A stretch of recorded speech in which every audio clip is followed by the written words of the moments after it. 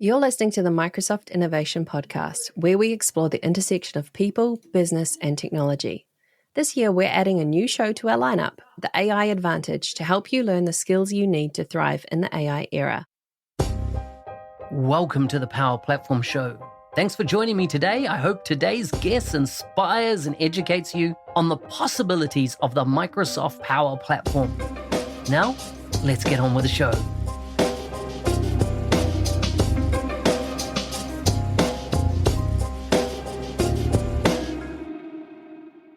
Today's guest is from Dubai in the United Arab Emirates. He works at Delphi as a low-code and lead and architect. He has experience as an architect, technical lead, lead consultant, and developer.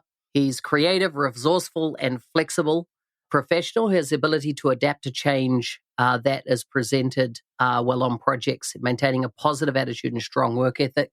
You can find links to his bio and socials in the show notes for this episode. Welcome to the show, Sunil. Thank you. Thank you so much, Mark. Thank you so much for having me on the show. I'm really excited. It's good to have you on. Always like to start with getting to know you a little bit. So tell us about food, family, and fun. What do you do when you're not deep in technical work? Okay. Good thing is that I have a new addition to my family, a recent addition. So I try spending most of my time with the kid. And that has taken up a lot of my time, which I used to spend on the extracurricular activities on the community side. But yes, from last couple of months, it's gone a little bit down because my time has gone completely on the family side. That makes sense. And tell me about, where did you originally come from before you went to the UAE? Yeah, I am from India. Basically, yeah, my whole life has been in India. It's from past 2.5 years I am in the UAE. I come from an army background. My father, my grandfather, my whole family members, the men were mostly or are in Indian Army.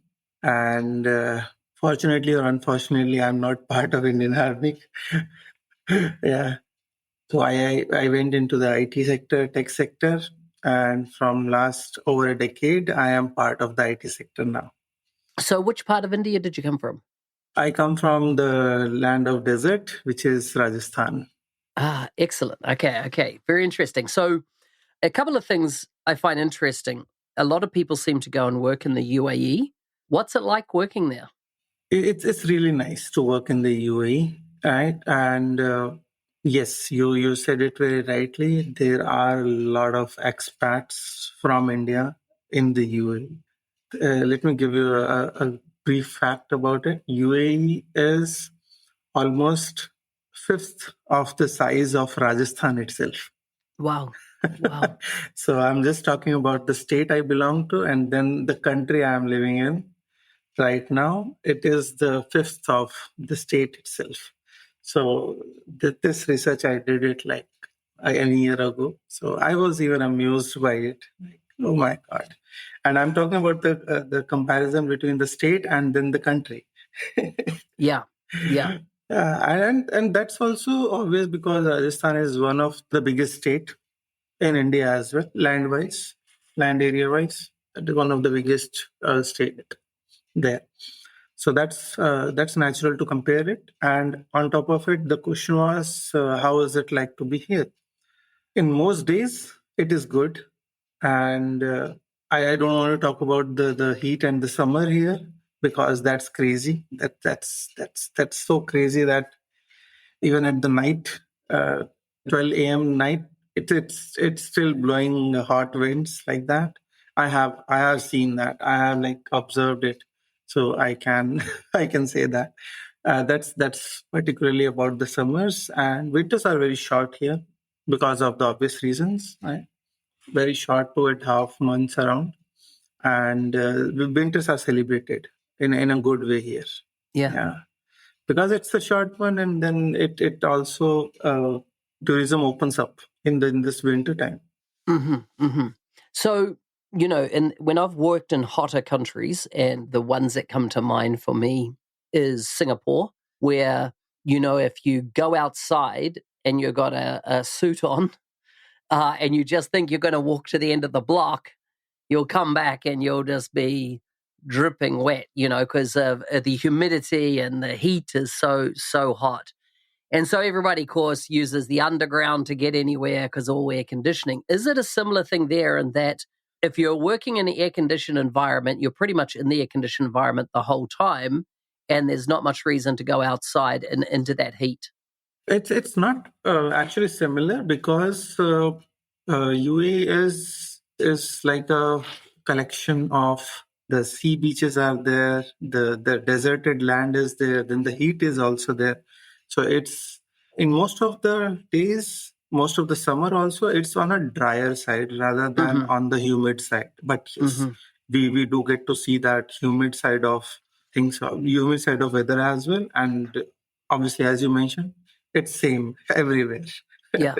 It's like the dripping sweats and the drenched thing. It's almost same, but yes, almost 23 hours of a day we are in air condition. Yeah. Whether we are in office, whether we are in at home, whether we are at the bus stations, whether we are in the taxis or the cars, completely most of the time it is air conditions. Yeah. And that's I'm not sure right now it is okay. It doesn't have much of the health effect, but in a longer term, how it is going to affect the health.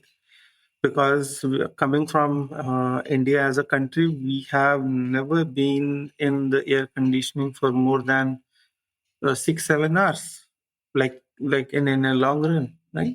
And that too when we were in the uh, at least the IT sector I'm talking about. Other than the IT sector, I don't think most of the population is in the air conditioning ever. Interesting, because you look at the buildings like the Burj Khalifa and stuff like that. People had to be outside to build that, right? It had to, all that construction work is outside, so they're bearing the full heat, brunt of that heat. Tell me about the tech sector in the UAE. Is there a lot? And how big is the Power Platform community or the Dynamics community in the UAE? Is it only 100 people? Is it 1,000? Is it 10,000? How big is that sector? I don't think it is very big. I haven't observed it. It is not that big. I don't even think it's more than 500 or let's say 1,000. Yeah. I might be wrong because at the same time I see a lot of expats, especially from India and Pakistan and Bangladesh, which are here in the UAE, who are working in the IT sector and are associated with Microsoft. Like not only the Power Platform I'm talking about the whole Microsoft. Especially talking about the Power Platform, I don't see it's more than 500 people out there. I don't see that. Okay, so that's interesting. That's interesting. Tell me about the community. One of the things that Power Platform has is a big global community. Recently in Vegas, 6,000 odd people at the Power Platform Community Conference. What's the community like specifically inside the UAE? Do you meet together? Do you have a forum together? How does that work in the UAE?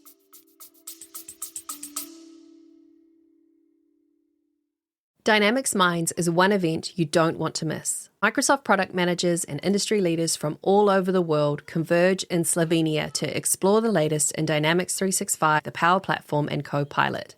Expect 3 days of in-person community connection, trailblazing insights, and a location sure to inspire our creativity. Early bird tickets are on sale now, and podcast listeners get 10% off by registering via the link in the show notes. Hope to see you there. We have community here. And we are not physically meeting all the time. Right? And most of the community is also driven by Microsoft members in the UAE. That's a good thing as well, but at the same time, I don't think that it should be driven from Microsoft. Like they are doing it, it's a good thing, right? But at the same time, it should be in a reciprocative manner as well, right? So it should be from our side as well. But at the same time, I wish I could be part of it a little bit more, spending my time there. But yeah, unfortunately, I don't have like 25th hour in my day. So Yeah. That's so true. There's a lot in the media recently around the UAE and really establishing itself as an AI hub.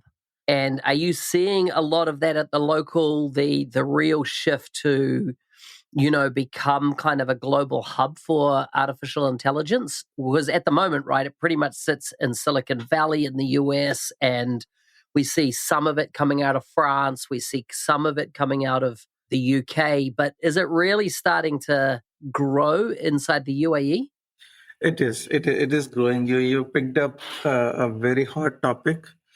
It is actually growing, and UAE. I'm not just talking about the UAE. I'm talking about from the Middle East perspective.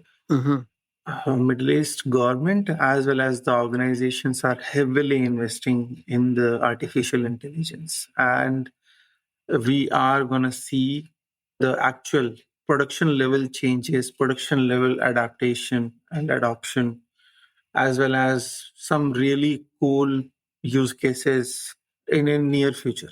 So already being invested there, and teams are working on the artificial intelligence. I'm not just talking from the Microsoft side. I'm talking from the holistic, be it OpenAI, be it any other different models, different organizations, even in-house AI related stuff. Teams are creating it. Teams are working on like heavily.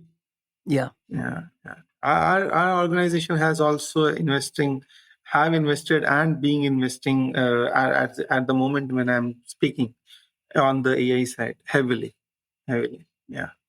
So why did you get into Power Platform, and what's your view on Power Platform? What are you seeing? What are you hearing? What's your thoughts on the Power Platform? For me, I started my career as a SharePoint engineer, right? And by the time it was 2018, 2019, Microsoft was moving out of InfoPath forms, InfoPath workflows, and the next option which was available was the HTML-based forms. And soon after, the thing which came was Power Apps.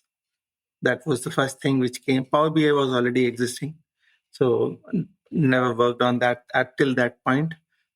Started off with Power Apps and Power Automate in 2019 around, 2018 and 2019 starting around. It was very raw at that point in time, right? And it was a kind of a struggle as well, because I call myself as an early adopter to Power Platform. There were not much resources available online. The Microsoft documentation also was kind of flawed at that point. It was there, but it was also like on a very starting stage at that point in time. Yeah, so it took some time, around 6 months of a self-learning journey, hit and trial and errors, and that's how it started. I was actually a SharePoint engineer at that point also, Mm-hmm. but I had a really good manager whom I was able to convince that there is something new coming in. It's free of cost. We don't have to pay anything. It's under the Office 365 apps itself. It's called Power Apps and Power Automate. I want to build something around that. Give me some use cases if you have. So he gave me some use cases like onboarding, skill metrics, right, and signature applications. So he gave me some of the in-house use cases. I was working in a product-based organization back then. So we were internally only creating projects. And so he gave me some use cases, the pain areas, right, at that point in time, which were there. Onboarding and skill metrics are still a pain area at this moment also. We have found a solution as well. Cut short, from 2019 onwards, I started working on Power Platform self-learning for around 1.5, 2 years. It was complete self-learning going on. Then actually went into some of the projects which moved towards like till director level. And by the time COVID hit in 2020, That time I was assigned a task on creating an application to track the COVID affected people. Mm-hmm. And this was a project which I directly worked with my three skip levels. Mm-hmm. So Mm-hmm. director. So I myself and him, we were the only two people working on it. He was constantly giving me some inputs from his side, and as a business owner, and I was the developer, come architect, come BA, come PM, everything. Mm-hmm. I was a Mm-hmm. Mm-hmm. single man there on the other end.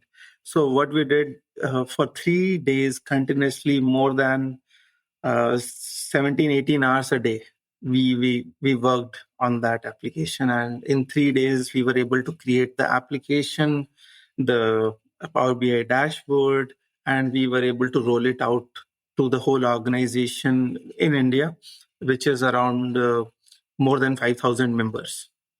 Wow. So we rolled out that application to the organization users, and we handed it over to the HR team basically. So let them take the data and take their decisions based on that. So that was something interesting, and that was sort of a production level which we did, and uh, did it in a 3 days of time. It was like, yeah, it was like a high time for me at that point in time, and that was the first thing which started me on Power Platform. Just gave me a thought of, Power Platform can be a kind of a new route from SharePoint, not moving out of SharePoint, but in parallel to SharePoint development, which I was doing from last 6 years, last 5.5 years at that point in time. So that's how I actually came into Power Platform, or went into Power Platform, and started my journey from there. Then onwards, I was involved in a lot of different projects on Power Platform, and have seen growing Power Platform when it was in the very early stages. And then now we see what it has become, a mammoth. And it has become confusing for a lot of people from the licensing perspective, from other side as well. It feels good at some time, because when we see our career in some aspect, like in some of the technology, we think from a longer term, let's say from at least minimum 10 years. And I see my career in Power Platform at least for next 5 7 years more, I would say. Yeah, until it is Interesting. matured or I find my new interest. Yeah. So if you were to cast your eye across your career to date, what are kind of the big implementations that you've been involved in that come to mind? And what can you tell us about them? The sizing, the kind of industries that they were in, and maybe even some of their broader use cases. Yeah. There are a couple of such use cases or projects which I have worked, like the group of use cases and the projects which I have worked on. And none of these use cases, let me share this to the members who are listening to this podcast, that the core of Power Platform is, I won't say it's not low code. It's equally, it is the acceptability or the integrability to the third party applications, right? Mm-hmm.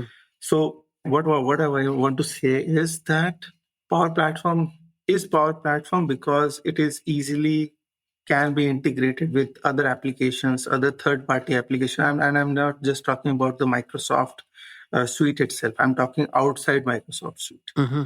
be it API based, be it on-prem servers, be it on-prem databases, right? The solid integration, what we have with Power Platform, makes it Power Platform, makes it more reliable, makes it more attractive to the organizations, to the businesses. And any of my most of implementations have been in from the integration side also. It's not that we have worked on Power Platform heavily. We have built Canvas applications, model-driven applications, Power Pages, right? Power Pages websites and all. But at the same time, these Power Pages applications or these Canvas applications or model-driven applications could not have come to this level if the integration was not possible with third-party applications. Right? Mm-hmm. Because that makes the whole use case. We do not sell Power Platform. What we sell is solution. It is a complete solution which has multiple items, multiple different tools and technologies. Out of those, the major tool or technology is Power Platform. Right? Yeah. The other second category of the tools could be ServiceNow, could be Manage Engine, could be Zoho, could be DocuSign, right?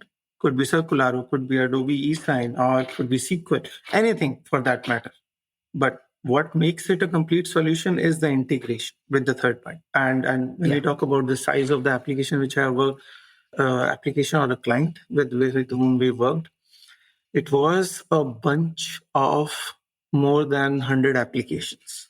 Processes, I would say, 100 processes. Processes like software request, hardware request, firewall request, and then on top of leave request, so on and so forth. Like there were more than 55 or 100 processes like that, which we built within one Power Platform. We called it as a collection of all these processes. It was more around that.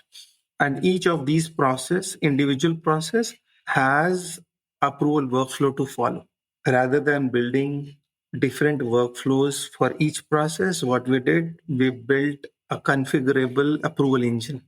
That configurable approval engine has a configuration at the back end corresponding to each process, how many level it should go to approval, and how to take the response and how to move. One process could have 5 level of approval, other process could have 2 level of approval. But how do we fix that? If we have to do it in a legacy manner, then for each individual process, we have to build a process approval flow. That is not a sustainable solution. So tell me about licensing implications, because I know you've had some experience in this area and the complexities and challenges around it. Yeah. These are my thoughts, and I'm going to bash about it from the members. I don't see licensing a complex thing. Right? It's just that when I was not into it, it was complicated for me to understand.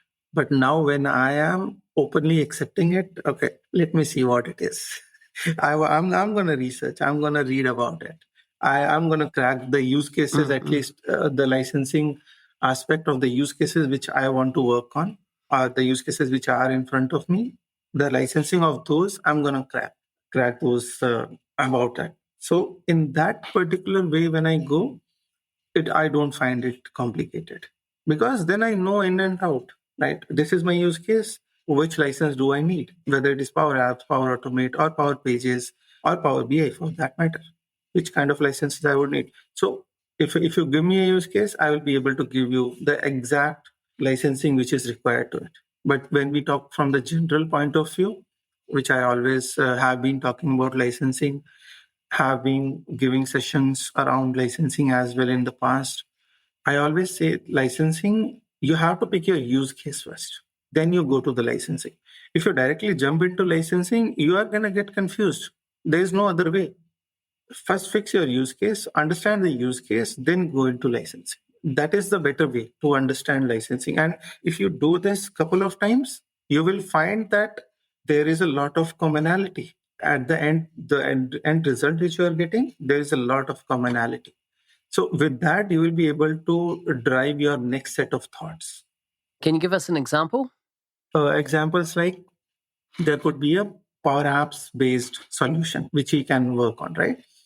Then if that Power Apps based solution is going to be, first of all, which database it is going to use. I definitely don't agree that SharePoint Online is a database.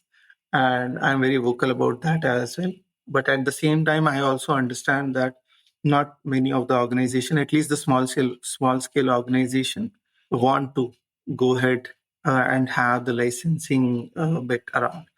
I do not entertain that. I do not support that, because then it comes with a lot of challenges when you choose SharePoint as a database, right? But client or customer is what they want is what they want sometimes. And for smaller use cases, we can still agree at some point. Okay, it doesn't have to, like, it will not go to a greater data, even in the long run. So it's okay. We can go with that. So now there are different use cases like Power Apps with SharePoint, Power Apps with Dataverse, Power Apps with SQL. As soon as we change the database, automatically the license game changes. Then when we talk about the Power Automate, obviously, when we create a Power Automate based on SharePoint, creating a Power Automate based on Dataverse or SQL, licensing is different. Any of the Power Automate which is being triggered from Power Apps doesn't need a Power Automate license. I have been talking about this for so long, and I still feel like there is a lot of gap and still there that any of the Power Automate which is getting triggered from Power Apps or from Copilot Studio does not need a Power Automate license. Let's not consider it as a Power Automate. It is a helping hand to Power Apps or a helping hand to Copilot Studio. It's as simple as that. Then why would it need a separate license if it is not running its own on its own? So these are some of the examples which I talk about in my sessions also, and try to make it easier for the audience and the members. Sunny, that's been very interesting, as in I didn't realize that Power App to Power Automate scenario. I wasn't aware of the licensing. I like the concept of having a lens on what's use case and then go to a licensing perspective. It would be interesting if someone built a tool around licensing optimization to really look at your app estate and be able to go, what type of licensing, and apply the rules and either increase or reduce licensing as needed to be fully compliant. I was at a conference session just last week, and I often hear people trying to get around licensing. And so what they do is they get into elaborate ways of working. So they take data into various systems and they hop around to get to a kind of surface that doesn't need a pro license, to avoid it. And so in this one particular use case, the lady was saying that what they do is they capture it in a SharePoint list, but it's confidential information, right? And so it's only temporarily in that list before they suck it into a SQL database. And I'm like, so you're saying that for a period of time, it was unencrypted and it's confidential, and yet that was their workaround because they didn't want to buy licenses. How do you deal with those type of scenarios? See, it's very simple. We want to understand what value is it going to bring to them. Whenever I am in these kind of discussions, I want to understand the root cause. And in 99% of the cases, the root cause is the cost. Yeah. But we always give them the cost to the security comparison. Right? What is going to cost you more in the longer run? If there is one miss, if there is one unintended user who gets access to your data, then do you think you will be able to recover the cost of license, which you have been avoiding till now? Yes. If the answer to that is yes, then go ahead. We will support you in whatever architecture, whatever database you want to use. No doubt about that. But at the same time, our solutioning is also at the stake. Our name is also at the stake. So that's the only reason we don't recommend anything. And we work very closely with Microsoft. Very closely, as in on each and every project, we do discuss with Microsoft. Most of the ones, right? It's not we need the support from their side. Definitely, we always need support from Microsoft in any or the other way. But at the same time, we also want to gain their confidence in the solutioning what we provide. Yeah. Right. And if there is anything better which has come in the market from last 1 month or so, then we can adapt that and move forward with that. So I have come to this discussions many a times. Even I was part of one project 4 years ago, which was eventually the integration was with SAP. Rather than using the SAP connectors, they built an interface which was pushing the data to Dataverse, and then the interface was picking up the data. That interface was pushing the data to the SAP. And interface, the task of the interface was to sync the data between Dataverse and the SAP. I found this very challenging at times, but yeah, I was part of that project after 1.5 years. So there was no say on the architecture at that point in time in my hands. So I had to go with that. I had to live with that. But later on, even Microsoft has invested a lot on the connectors. As of today, if we see, like, there are 1,400 plus connectors available. So that's in itself, it is a good thing which Microsoft has been pushing around. I would say positive push. And even I have a lot of people asking me, like, let's say if we get the license of Power Platform, we get the access to ServiceNow connector, then can we create a ticket there? You can create a ticket. Just make sure that you have a ServiceNow instance also. Yeah. The connector cost or the premium Power Automate or Power Apps is not going to give you access to ServiceNow. Correct. So your business has to pay for a ServiceNow to get an instance and then go ahead with that. It is just giving you a bridge to connect to these two tools. Yes. So that's sometimes funny as well. Sunil, thank you so much for coming on the show. It's been great talking to you. Thank you so much, Mark. I really loved it. And thank you so much for having me. Hey, thanks for listening. I'm your host, Business Application MVP, Mark Smith, otherwise known as the NZ365 Guy. If there's a guest you'd like to see on the show, please message me on LinkedIn. If you want to be a supporter of the show, please check out buymeacoffee.com/NZ365 Guy. Stay safe out there and shoot for the stars.